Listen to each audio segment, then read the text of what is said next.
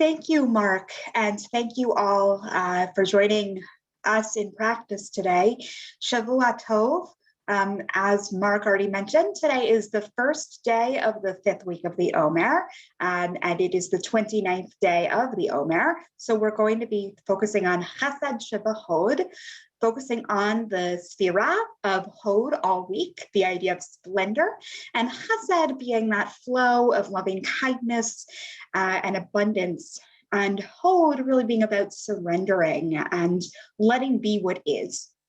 Today is also Pesach Sheni, which happens to be one of my favorite days of the year, even though Pesach Sheni is a pretty minor occurrence on the Jewish liturgical calendar. Some people do have the custom of having a little bit of matzah today. So if you do have any matzah left over and you're not totally sick of matzah and you're feeling it, I would definitely recommend having a little today. But I think that the two confluences that we're working with today, the Chesed Shebahod on the one hand with Sfirat HaOmer and Pesach Sheni, are actually extraordinarily connected. So Pesach Sheni, we learn about in the 9th parak in the 9th chapter of the book of Numbers, and it happens a month after Pesach as we think of Pesach. Today is the 14th of Iyar, and the 14th of Nisan was the day on which the Pesach sacrifice was offered when the Beit HaMikdash from the temple stood in Yerushalayim. So if on the 14th of Nisan, you could not get to the Beit HaMikdash, either because you were physically too far away and couldn't actually make it there, or because you were in a state of tum'ah, in a state of ritual inability to make the offering, usually because of contact with a dead body, you could offer the Pesach offering a month later on Pesach Sheni. So today, this day has really kind of transformed into a day of thinking about second chances. So if originally Pesach Sheni was very much about offering folks the opportunity to offer the Pesach sacrifice if they could not offer the Pesach sacrifice initially, today we're thinking about what are the ways in which we are looking for a second chance, a second opportunity to begin again. And given that we are all over the world in this beautiful meditation space, we are all in very different places when it comes to COVID and what the reality is for us in the world and what we are comfortable doing. And I think it's really important to name that for many of us in this space, we are beginning to enter a new world. We're beginning to take those steps out into the world. Some of us may have been doing that for a while already. Some of us are starting to tentatively walk out into the new world, but we're given this opportunity to begin again. We're given this opportunity to reflect on what kind of world we want to live in as we emerge from this time. And knowing that there is not going to be a closing period. It's not like we'll wake up tomorrow and COVID's over. I don't think any of us is going to have a finite, today the pandemic is done. We may have restrictions lifted, we may have the ability to do more activities with people we care for, but on a global scale, there isn't a finite end date. So what that means for us ritually, I believe, and spiritually, is to both surrender to what is with openness and expansiveness, like we're doing during Hod, and to really bring out that midah of chesed, which asks us to do so with abundant loving kindness, and to connect all of that back to Pesach Sheni, which, as I said before, isn't the most, it's not a major holiday on the Jewish calendar, right? It's one of those days that's become spiritually significant in our time because of the incredible lessons it teaches us about starting over, having a second shot, or a second chance, excuse the pun. Some of us have had more than one shot, some of us do less than one shot, but in other words, some of us have different chances, right? A second chance to get started over. And so we can bring all of that together. We can bring together the Hod, the expansiveness. We can bring together the abundant loving kindness. We can bring together the ability for a second chance, the ability to start over, to imagine anew. But that doesn't erase what is. And that's where really going back into the teaching of Chesed Shebahod, Because what Hod is asking us to do is asking us to reflect on, I don't want to say the opposite, but a counterbalance to Netzach. So often when we think about the Sfirot, one way that I have found to be really helpful in understanding the Sfirot is mapping them onto the human body. And Netzach and Hod are often thought of as the legs or the thighs, the pillars that keep us upright. So Netzach is on the right side and Hod is on the left side. Hod is asking us to surrender to what is, but Hod is very much here. And that can be really hard to do because we've all been through such a tremendously difficult year in all of the manifold ways in which that is true for us. So I think we're being presented with a spiritual paradox today, and that's what I want us to lead into our sit with. We're being asked to contemplate two distinctive but interconnected ideas. What does it mean to give ourselves the opportunity to start again? And what does it mean to surrender to what is, even when surrendering to what is extraordinarily difficult? I know it's very difficult for me to do. I know that it is extraordinarily hard to think about the losses of this past year or the challenges that feel absolutely manifold to even being able to think about starting again. When I think about what does it mean to actually, be in the world again post pandemic, what does that even mean to be in the world again post pandemic?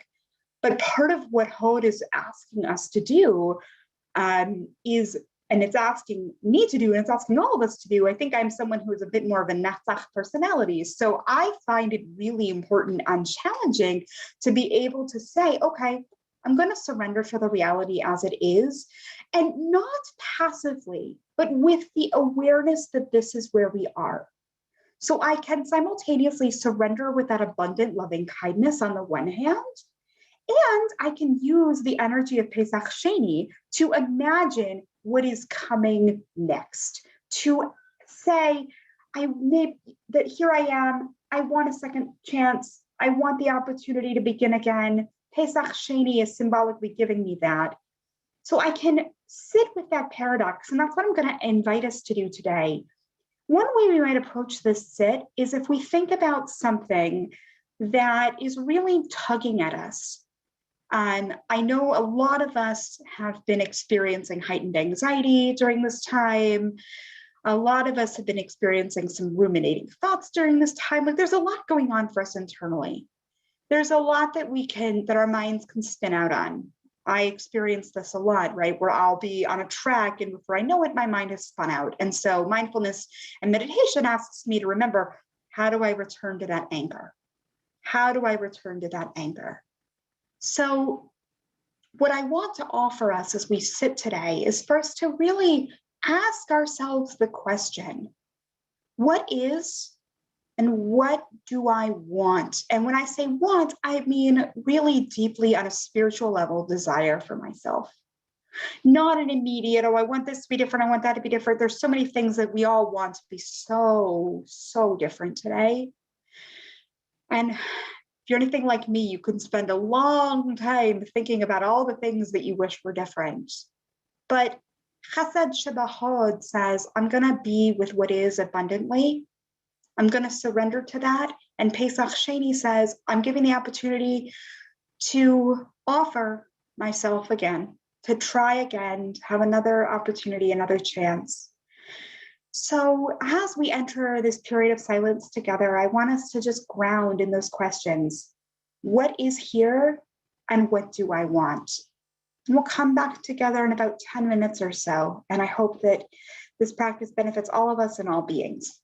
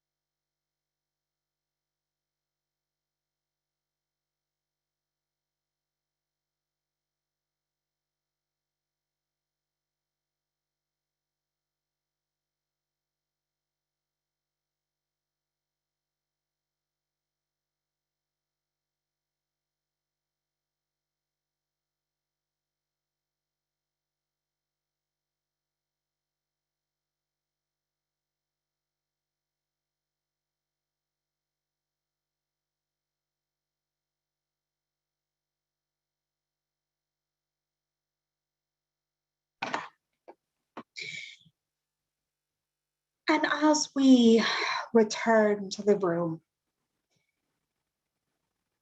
we anchor ourselves in those questions of what is and what do I want as we are continuing in this day of Chesed Shebahod, Pesach Sheni, that opportunity that Hashem granted folks who were not able to offer the Pesach sacrifice on the 14th of Nisan, the opportunity to do so a month later. And what opportunity that gives us when we may not have been able to make the offerings that we wanted to at the time that we wanted to, but we now may be beginning to move into a new space, into a new physical space, into a new spiritual space. And I invite us to carry that energy and that perspective with us throughout the rest of the day and into the rest of the Omer period.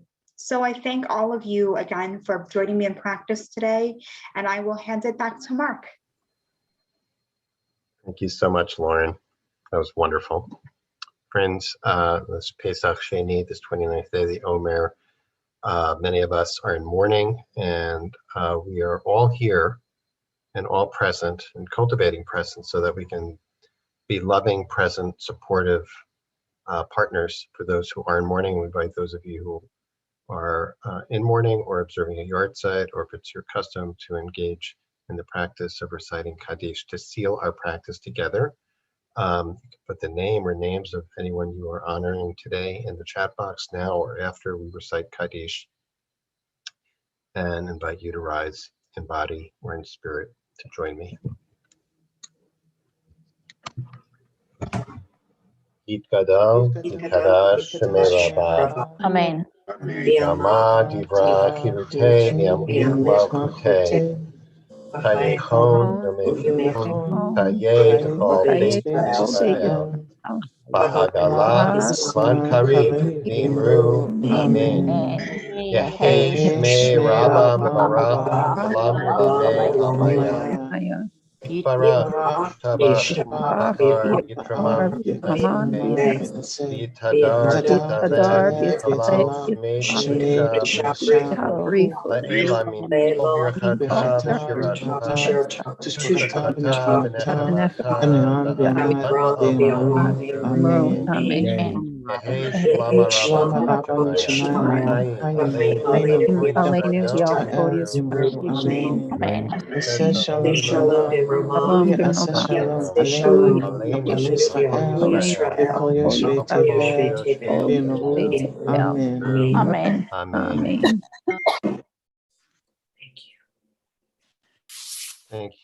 Thank you so much to Rabbi Lauren Tuchman for leading us again so beautifully in practice today. I'm going to put in the chat box a link to the website for Applied Jewish Spirituality for those who are interested in exploring Rabbi Lauren's course that she'll be teaching coming up in May. That's on Learning Torah Through the Voices of Women. And you can also just check out her website. It's a Rabbi Lauren Tuchman. Lauren, wanna? Yes. Yes, RabbiLaurenTuchman.com, I assume. Yes, RabbiTuchman.com. RabbiTuchman.com. Okay, thank you. So for those who are leaving us, just want to remind you we'll be here the rest of the week for this week of Hod. Tomorrow we'll be led in practice by Yoshi Silverstein of the Mitsui Collective. On Wednesday and Thursday by my IJS colleagues, Rabbi Miriam Klotz and Rabbi Sam Feinsmith. And on Friday by Marita Anderson will be joining us from Atlanta, Georgia. So we have another wonderful week of practice with some amazing teachers. Hope you'll join us. And for those who are staying on, if you have a question about the teaching today, please put it in the chat box and I'll try to relay it. Lauren, that was really a masterful convergence of a lot of different, a 3-point teaching. And I think it's helpful. I really like to kind of review it to make sure, first of all, like I got what you were saying, and for the benefit of all. So let me reflect it back to you. Tell me what you think I received the Torah correctly here. So this week of Hod is really a week of cultivating our capacity, like you said, the paradox of it's in a paradoxical relationship with last week with Netzach, which is kind of the energetic, and you self-describe as a Netzach person, right? Yes. So we put like type A and energetic extroverted types, I guess, gravitate towards Netzach, and maybe more introverted, laid back types maybe towards Hod. We're somewhere along the spectrum there. So this week, though, we are cultivating that quality of Hod, which is really to adopt a stance of being receptive and with what is. And what I loved about what you did was we live in that kind of paradox you were describing. In Pesach Sheni, this idea of second chance Passover, basically, which is I really appreciate you elevating that, because a lot of people don't even know that's on the calendar, and those who do often think, all right, that doesn't really mean much these days. But it's a really powerful teaching the way you described it, which is to say that Judaism believes in second chances. You couldn't do it the first time either because of you just couldn't get there because you for whatever reason, or you were just not in the right state to be able to engage in Passover. A month later, you get another shot at it, and so I wanted to, and to combine that with what you're taught, which is addresses what I think, at least for me, I'll speak for myself, maybe for others, may be one of the challenges about Hod, about being with what is this inner voice that says, don't be complacent, don't be acquiescent, don't give in, don't surrender, keep fighting. Isn't that what Judaism is about? It's about becoming. It's about becoming something other. It's about making the world, better and other than what it is. Why? Don't accept things. Don't accept the status quo. And what I thought you taught, and here's the thing, you tell me if I got this right, was that this is not acceptance in the sense of acquiescence.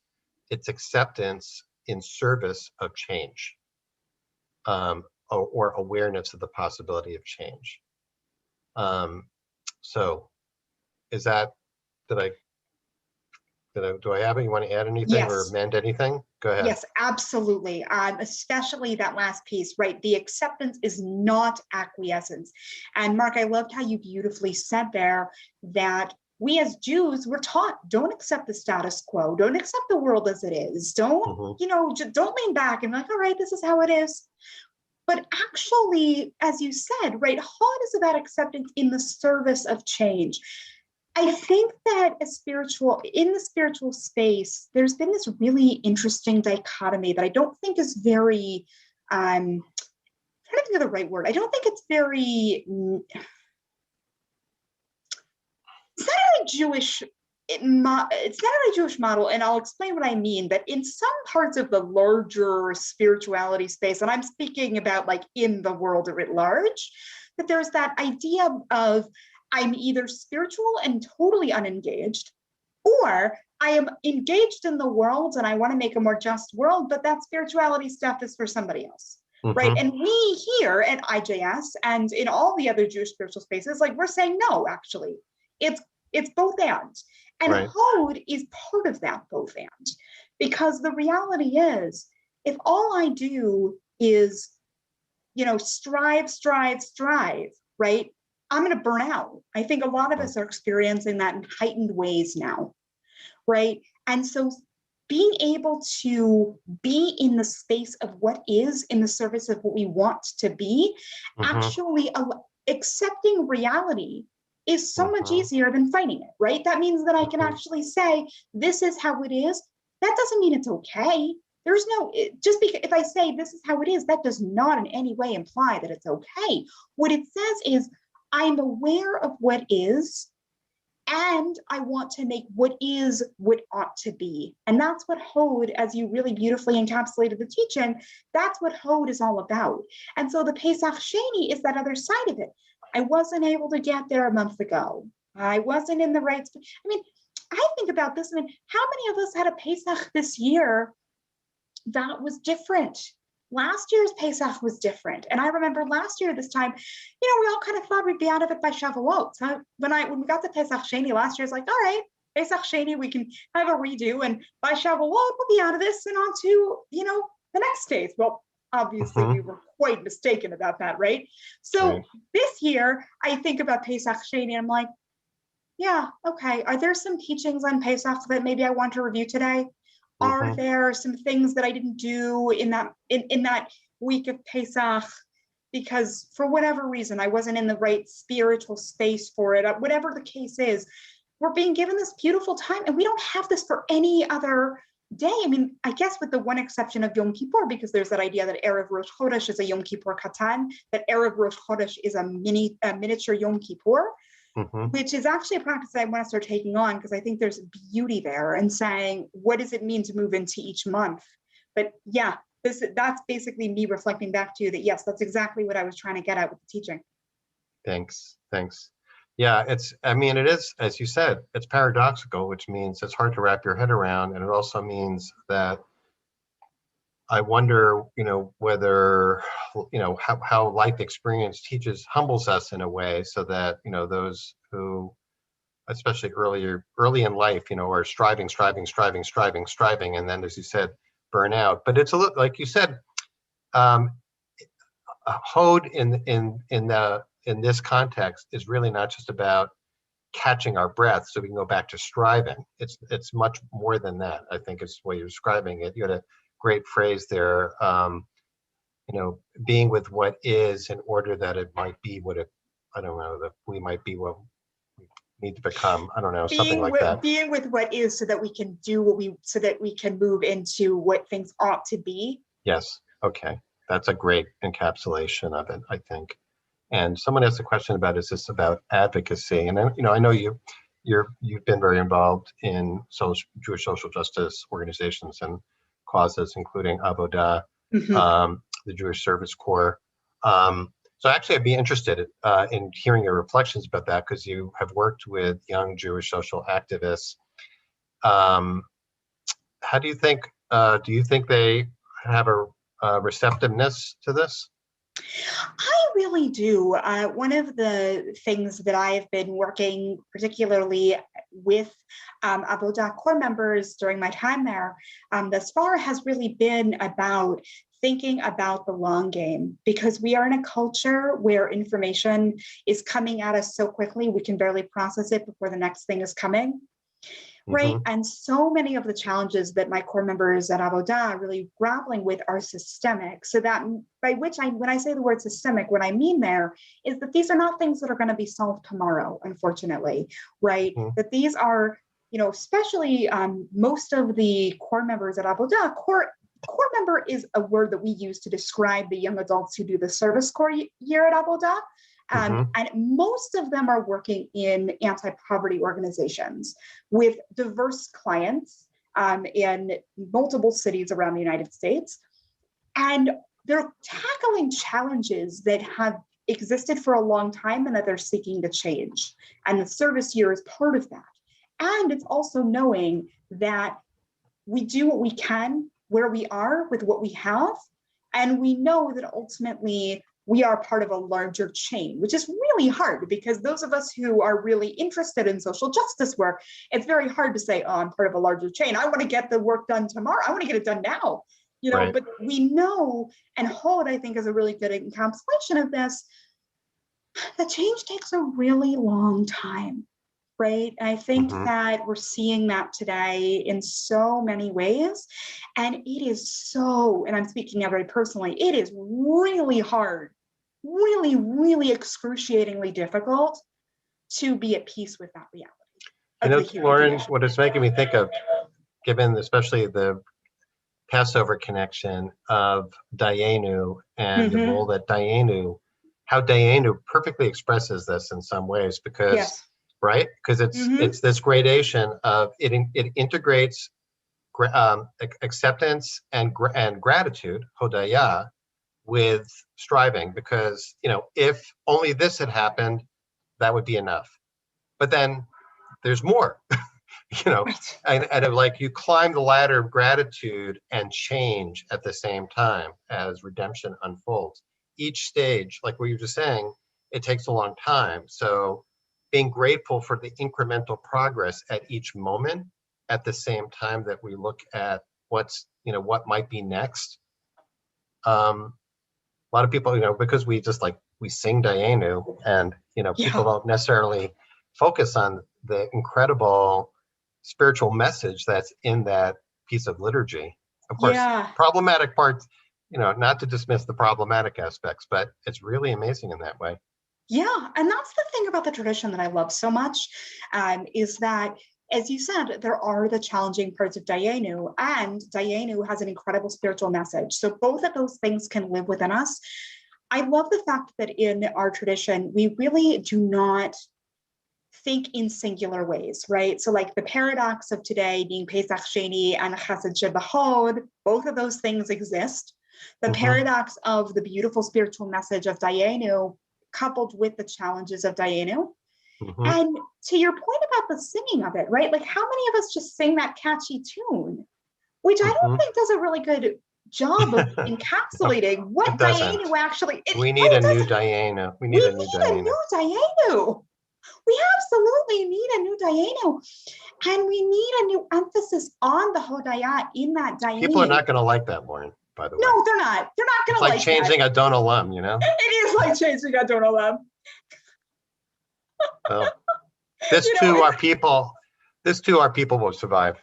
Yes, exactly. This too our people will survive, although they won't go down. It won't, there won't be any push. There will be pushback, but no, I joke. Yeah, Rona put in the chat box, Dayenu versus Basta. I like that.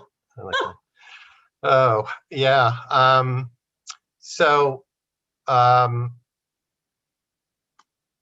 I want to really thank you for this. And so let's bring a little, just before we end, a little bit of attention to the Hesed part of it. Yeah. As people, I think, are catching on, we have a week devoted to the theme of the Sphira, or the Midah, in this case, Hod. And then each day, it corresponds to the corresponding Sphira of the 7 lower Sphirot. So it's Hesed, loving connection, self-compassion. What would you like to say about the role of compassion or, love in this, in negotiating the paradox? Where does love come into it? It's interesting because I was just thinking about this as you were speaking, that the first day, if I'm not mistaken, right, which is the second day of Pesach, is Chesed Shebechesed, right? Right. It's that boundless, boundless love, because Pesach is so much about Ahava, right? Pesach is all about Shir HaShirim, the Song of Songs, the liberation of our people from Mitzrayim, and all of the ways we understand Mitzrayim. But here, Chesed Shebachod is, and the way that I relate to it as a self-described Netzach person, it's funny because I have a paradox of I am both introverted and Netzach, so both of those things exist for me in weird ways, but it means that I have to lovingly stop my mind from being like, oh, you have to do this, you have to do this, you gotta control this, And so that Chesed Shebachod is really me asking, okay, what is? Okay, this thought's occurring.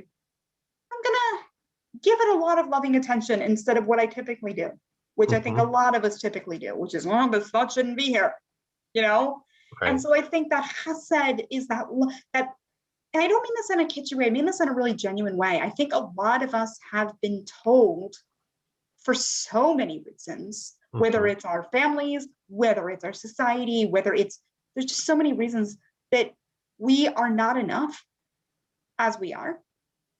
And that Chesed is really allowing us to counteract that idea. There's a beautiful, I don't have it on me right now, but I want to mention it orally, and hopefully folks will be able to catch it. There's a beautiful chant by a group called Beautiful Chorus, and it's called Enough. And I think if you just Google Beautiful Chorus Enough, it's a gorgeous, gorgeous, gorgeous chant that's really leaning into that idea of, I am enough as I am. I see myself in joy and love. I know myself, I am enough. And I think that that's what Chesed Shebachod is really getting us to do.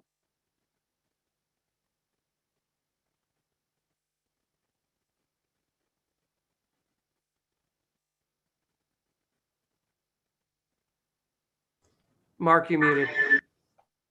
Sorry, I just put the YouTube in the chat box for people, and I will definitely check that out when we're done.